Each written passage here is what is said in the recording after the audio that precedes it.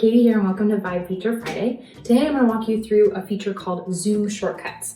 Now this is a Canvas feature, not the Zoom third-party video conferencing app. And what this feature will allow you to do is easily pick the zoom level on your canvas. So as you know, the canvas is infinite, which can be hard if you're working in all these different places. Sometimes you can get lost. So with these new Zoom shortcut options up here on the top right, you can zoom to fit. So it'll fit it to all the content that's currently available on your canvas.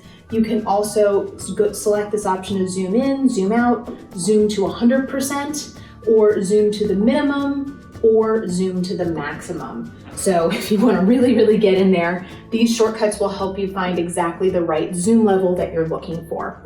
On the web app, there's also some keyboard shortcuts. So if you want to leverage the web app keyboard shortcuts as you're working, that's also really handy to know about.